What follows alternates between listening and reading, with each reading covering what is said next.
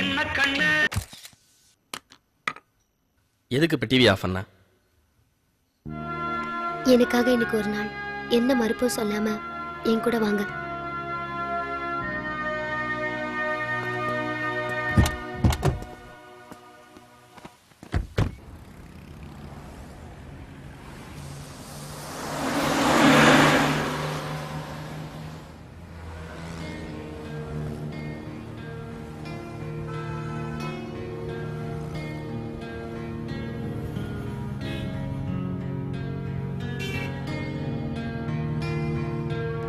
நான் ஏன் உங்களை கல்யாணம் பண்ணிக்கிட்டேன் தெரியுமா? எந்திரத்தனமான இந்த உலகத்துல அனாதையா இறந்து போனவங்களுக்கு நீங்க செஞ்ச மரியாதை என்ன பாதிச்சது. அந்த பாதிப்பு தான் நம்மள ஒண்ணு சேர்த்திருக்கு. ஆனா நீங்க மட்டும் சந்தோஷமா இல்லைன்னு தெரியுது. அப்படி உங்களுக்கு என்னன்னா குழப்பம் என்கிட்ட சொல்லுங்களேன்.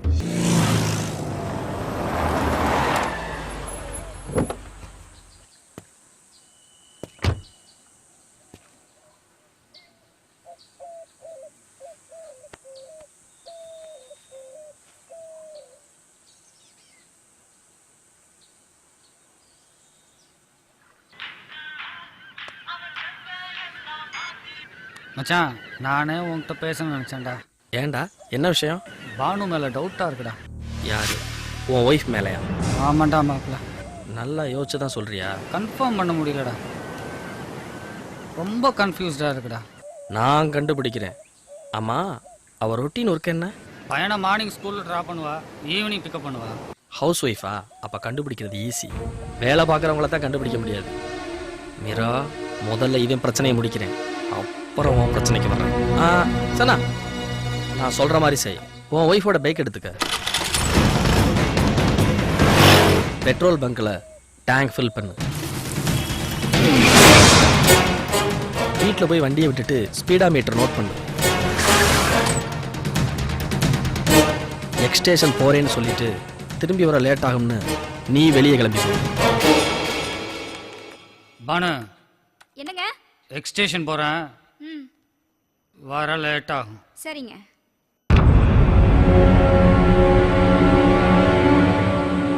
நான் நல்லா இருக்கேன்ப்பா. நீங்க நல்லா இருக்கீங்களா? நான் ஹாப்பியா தான் இருக்கேன். சரிப்பா, நான் கொஞ்ச நேரம் கழிச்சு பேசுறேன். சனா, எங்கடா இருக்க? பிளாட்டு கீழே தான் நிற்கிறேன். டேய், பார்க்க துப்பிட்டு பேசுறா. துப்பிட்டேன், சொல்லு. நேரா உன் ஒய்ஃப் பைக்கு கிட்ட போ, ஸ்பீடா மீட்டர் நோட் பண்ணு. டேய், 16 கிலோமீட்டர் ஓடி இருக்குடா. அங்கேயே நின்றுட்டு பேசாத, நேரா லெஃப்ட்டுக்குள்ள போ.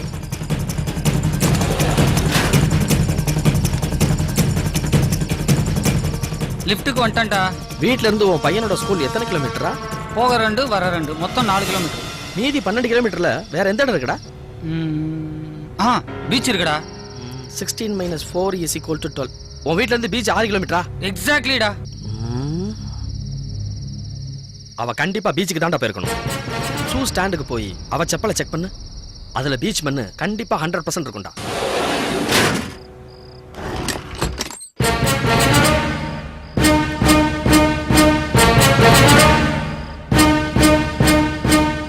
ஆமாண்டா, மண்ணு இருக்கு. சரி சரி, உணர்ச்சி வசப்படாத, நான் சொல்றத பொறுமையா கேளு. நேர உன் ஒய்ஃப் கிட்ட போய் இன்னைக்கு அவ ஸ்கூட்டி எடுத்துட்டு எங்கெங்க போனாங்கிறத மட்டும் கேளு. அப்புறம் வண்டி எங்கேயாவது ஒர்க் ஷாப்ல சர்வீஸ் விட்டாலும் கேளு, வேற யாருக்கும் ஓசி கொடுத்தாலும் தெரிஞ்சுக்க. ஆமாண்டா, நான் சொல்றத அப்படியே ஃபாலோ பண்ணு. ஏன்னா நம்ம பொண்டாட்டியை நம்ம தான் தெளிவா ஹேண்டில் பண்ணணும். நான் அப்புறம் கூப்பிடுறேன், ஏதாவது டவுட்னா ஃபோன் பண்ணு. என்னடே பிரச்சனை இல்லைன்னா உங்களுக்கு தூக்கமே வராதா? எப்படி தூக்கம் வரும்? உன்னை ஒரு நாள் வீட்டை விட்டு பத்தி விட்டு நீ எங்க போறேங்கிறத பாக்குறேன். ஹலோ, உங்களதான். இப்பதான் எனக்கு நல்லா தூக்கம் வருது. ஜருகண்டி ஜருகண்டி, செக் போஸ்ட் மாதிரி கட்டையை போட்டு.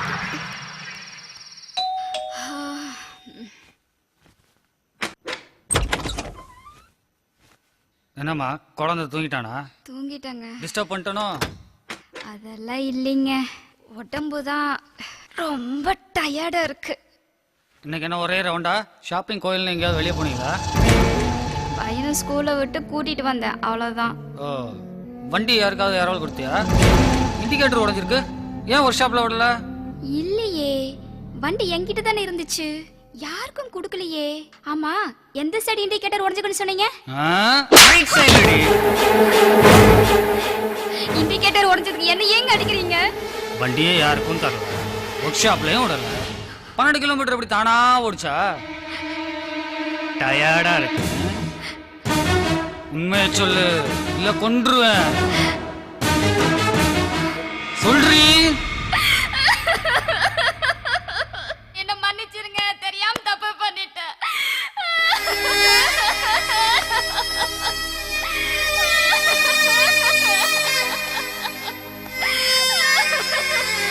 இனிமேல் தப்பே பண்ண மாட்டேங்க.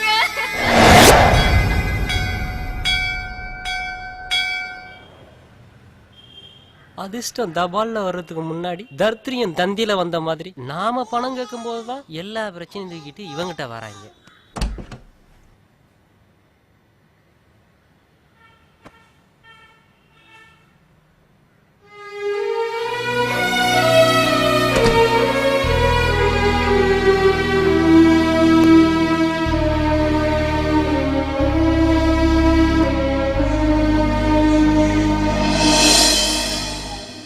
உனக்கு எப்படி ஆறுதல் சொல்றதுன்னே தெரியலடா. நீ கேட்டோன்னு நான் கன்ஃபார்ம் பண்ணதுக்கு காரணம் என்ன தெரியுமா? பிரச்சனையை கண்டுபிடிச்சு தீர்த்து வைக்கத்தாண்டா.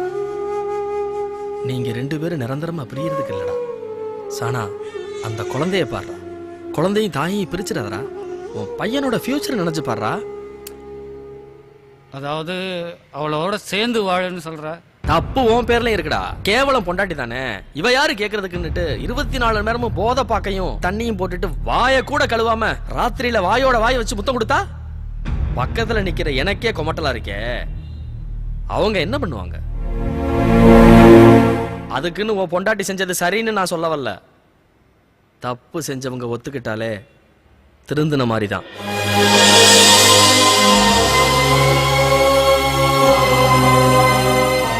இனிமே உன் ஒய்ஃப் தப்பு பண்ண மாட்டாளா? என்னடா பாக்குற? சில குடும்பத்துல பொம்பளைங்க தப்பு பண்ணிட்டு ஒத்துக்கவே மாட்டாளுங்க. ஆனா உன் ஒய்ஃப் ஒத்துக்கிட்டா, அதனாலதான் திருந்திட்டான்னு சொல்றேன். நீயும் உன்னை மாத்திக்க சானா.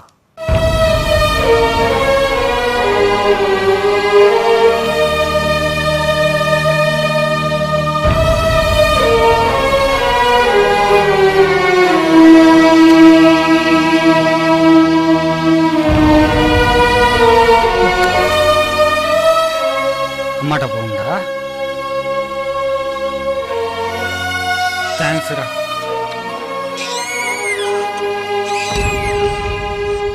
மாப்பிள்ள, எங்க அவன் குடும்பம் பிரிஞ்சிடுமோன்னு பயந்தேன். ஆனா நீ அவனையும் திருத்தி அவன் குடும்ப மானத்தையும் காப்பாத்திட்ட. நீ எது செஞ்சாலும் அதுல ஒரு தர்மம் இருக்குண்டா.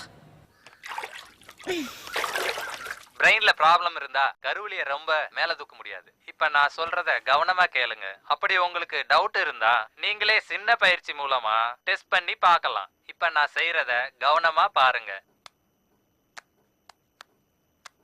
மீரா, கொஞ்சம் பிளாக் டீ வேணும். இப்படி கருவிலிய நல்லா மேலையும் கீழையும் அசைக்க முடிஞ்சா பிரெயின்ல ப்ராப்ளம் இல்லைன்னு சொல்லலாம்.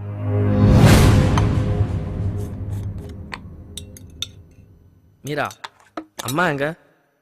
அந்த மீனாட்சி அம்மா ஷிரடி பாபா கோயிலுக்கு போறாங்களாம். அத்தையும் போறாங்க போல இருக்கு.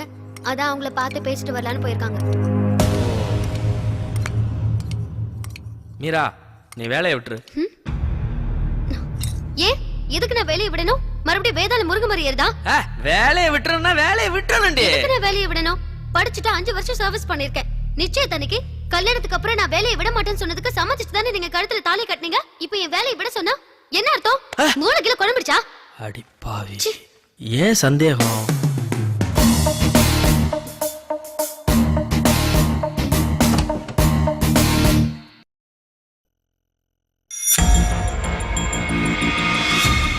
தனியா பேச போறானா? மூளை நல்லா இருக்கு, இருட்டி வர்றேன். இப்ப என்ன சொல்ல போறானோ? மூளையெல்லாம் நல்லா தாண்டி இருக்கு. யார் சொன்னா? நானே செக் பண்ணேன். யோ, உனக்கு உண்மையிலே மூளை குழம்பிருச்சியா? மூளையெல்லாம் நல்லா தாண்டி இருக்கு. அதனாலதான் சொல்றேன் வேலையை விட்டுரு. நீங்க சொல்றதுக்காக என்னால வேலையை விட முடியாது. ஓ, நான் சொல்லிட்டு வேற எவன் சொன்னா வேலையை விடுவ? சொல்ல. சரி, நான் வேலையை விட்டுறேன். நீங்களும் ஆபீஸ் போக கூடாது. நான் ஆபீஸ் போக கூடாது. நான் வேலைக்கு போனா நீங்க சந்தேகப்படுறீங்க, நீங்க வேலைக்கு போனா நான் சந்தேகப்படக்கூடாதா? வெளியே போகாம ரெண்டு பேரும் என்ன பண்ணலாம்? வீட்டுக்குள்ளேயே எதிரெதிரா உட்கார்ந்து கும்மி அடிக்கலாமா? இந்த கும்மி அடிக்கிறது எம்டியோட சேர்த்து கூத்தடிக்கிறதுல நீ. அதனாலதான் நீ உன் வகுத்துல வர குழந்தை மேல எனக்கு சந்தேகம். நீல ஒரு மனுஷனா? உனக்கு பொறுக்க போற குழந்தை மேலே சந்தேகப்படுறீங்க? விட்டோ நீ புருஷன் இல்லைங்கிறதுக்காக உங்க அம்மா மேலே சந்தேகப்படுவேன்.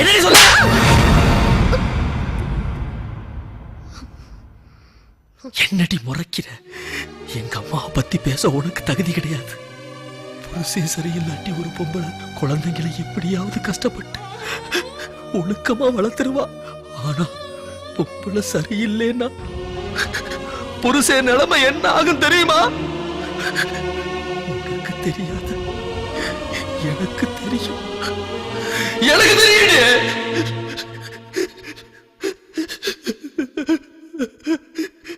நம்ம ஊர் திருப்பால கிராமம்தான் நான் பிறந்து வளர்ந்த இடம். அமைதியான சூழல், சந்தோஷமா உழைக்கிற மக்கள். எங்களுக்குன்னு ஒரு சின்ன கோவில், அதுல வருஷத்துக்கு ஒரு திருவிழா. அங்கே தமிழண்ணேன்னு ஒருத்தர் இருந்தார். முறை செய்து காப்பாற்றும் மன்னவன் மக்கட்கு இறையென்று வைக்கப்படும். கொஞ்சம் நில்லுங்கம்மா. மற்றவங்களுக்கு எப்படியோ, நான் அவரை சொந்த அண்ணனா தான் பார்த்தேன்.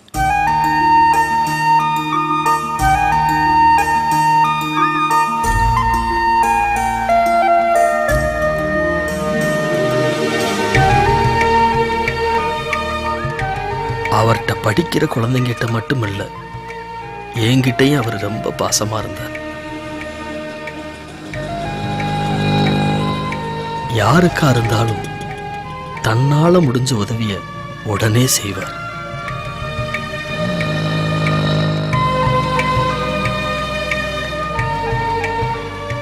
நான் பள்ளிக்கூடம் போன நேரம் போக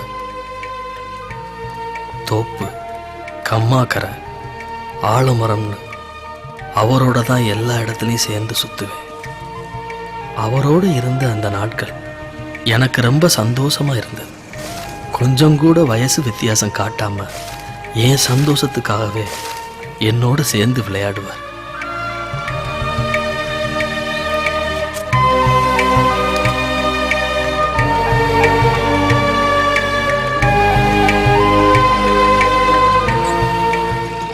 கிருஷ்ணா, இங்க வா.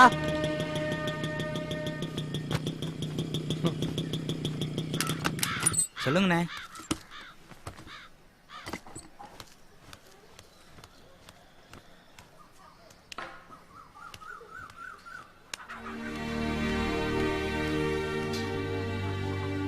சரி சரி, வா போலாம். அவரு தான் எனக்கு ரோல் மாடல். அவருக்கும் கல்யாணம் நடந்துச்சு. பொண்டாட்டி மேல அவர் உயிரையே வச்சிருந்தார்.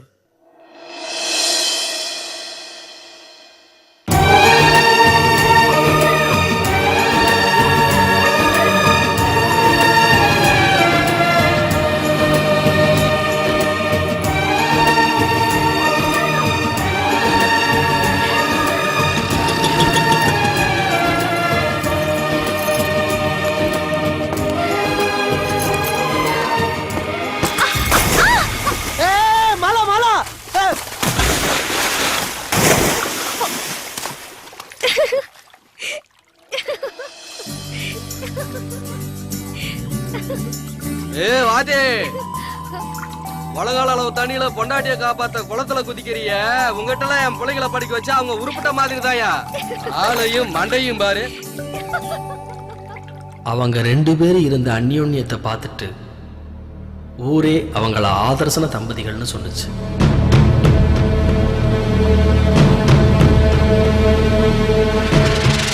ஒரு நாள் அவங்க வீட்டுக்கு போனேன்.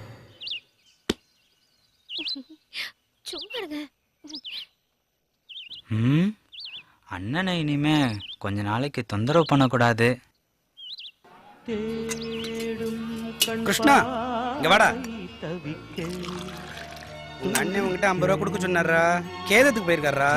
சாயந்தரம் வந்துருவேன்னு உங்ககிட்ட சொல்ல சொல்லியிருக்காரு. என்ன இந்த அப்படி என்னடா முடிக்கிற? புட்ரா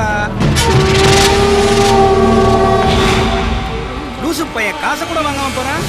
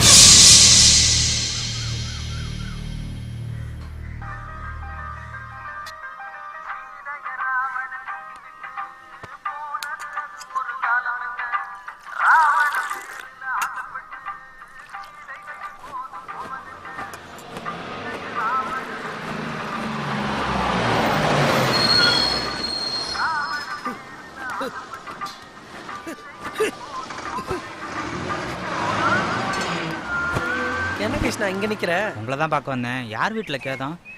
அதை ஏன் கேக்குற? பெரிய வயிற்றுச்சல்றா. என்னண்ணே சொல்றீங்க? என் அத்தம்மா அவன் பாலு இருக்கான்ல, அதான் உனக்கு தெரியுமே. என்னண்ணாச்சு அவருக்கு? அவன் பொண்டாட்டி வேற யார் கூடயோ தொடர்புல இருந்திருக்கா. அது தெரிஞ்சு அவளை வெட்டிட்டு ஜெயிலுக்கு போயிட்டான். அவன் பிள்ளைங்க 2 நடுத்தெருவில் நிக்குதுடா. ஏனே இப்படிலாம் பண்றாங்க? டேய், பொம்பளைங்க தப்பு பண்றது தெரியாத வரைக்கும் தான். அவ புருஷனுக்கு தெரிஞ்சிச்சு, மானஸ்தனா இருந்தா தூக்குல தொங்கிடுவான், கோவக்காரனா இருந்தா இப்படி கொலை பண்ணுவான். அது சரி, நீ எதுக்கு என்ன பார்க்க வந்த? டீ கடை பாய்கிட்ட ரூபா வாங்கிட்டேன். அட, இதை சொல்லத்தான் இவ்வளவு தூரம் வந்தியா? சரி கிருஷ்ணா, நாளைக்கு பார்க்கலாம். வீட்டில் உன் அண்ணி தனியா இருப்பா.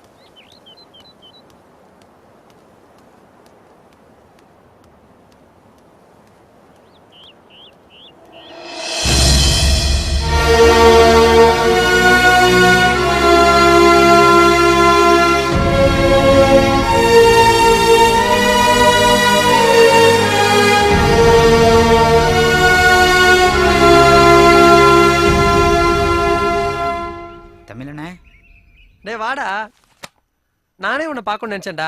ஏ மாலா, அந்த பைய எடுத்துட்டு வா. திருவிழா வருதுலடா, உனக்கு துணி எடுத்துருக்கேன்டா, வாங்கிக்கடா. அண்ணே, நீ என்னடா இதையோ மறைக்கிற? அப்புறம் சொல்றேனே, நானும் உங்களுக்கு துணி எடுத்திருக்கேனே. டேய், எனக்கு எது? மறக்காம வாங்கிக்கணே. சரி குட்ரா, திருவிழாவோட கலக்கிரும்.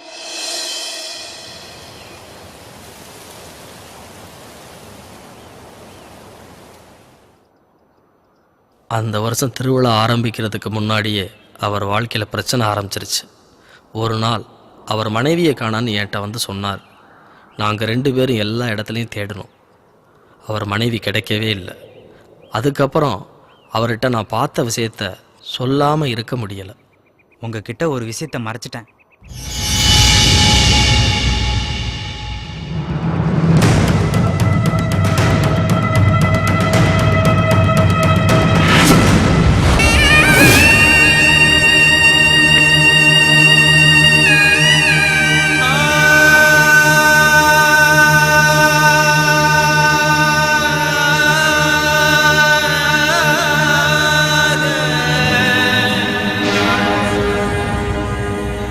இதை ஏன்டா முன்னாடியே என்கிட்ட சொல்லலை? இதை நான் அன்னைக்கு பஸ் ஸ்டாப்புக்கு சொல்லத்தானே வந்தேன். ஆனால் நீங்கள் அன்னைக்கு சொன்ன விஷயத்த கேட்டு என்கிட்ட சொல்லியிருந்தா நானே பேசி சரி பண்ணியிருப்பேன்ல. என்னை மன்னிச்சிருங்கண்ணே.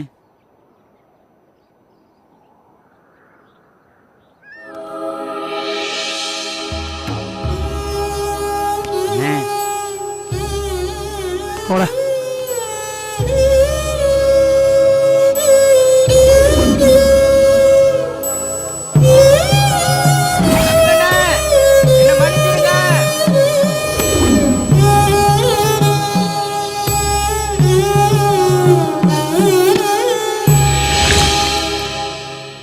அதுக்கப்புறம் அவரை நான் பார்க்கவே முடியல.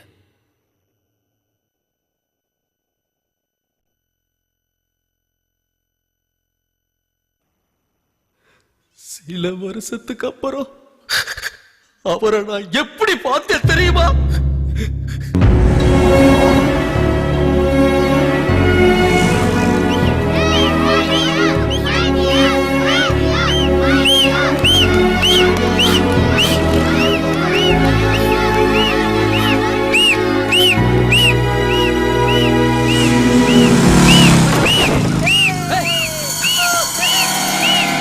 ஒரு நிமிஷம்.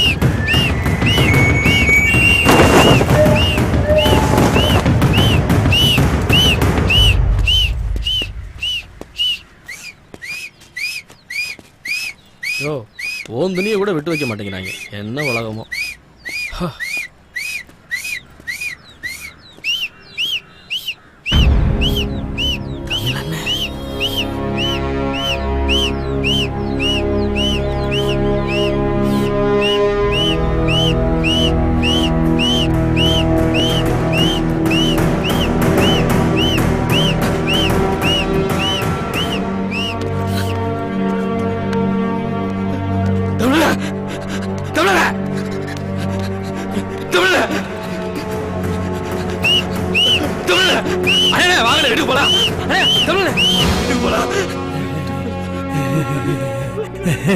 பசிக்குது, ஏதாவது வாங்கி தரியா?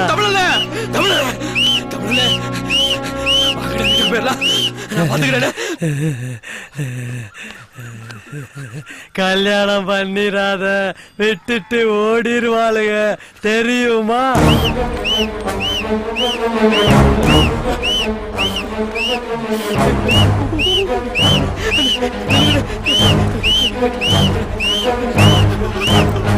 தேரான் தெளிவும் தெளிந்தான் கனயுறவும் தீரா இடுமை தரும். கல்யாணம் பண்ணிராத.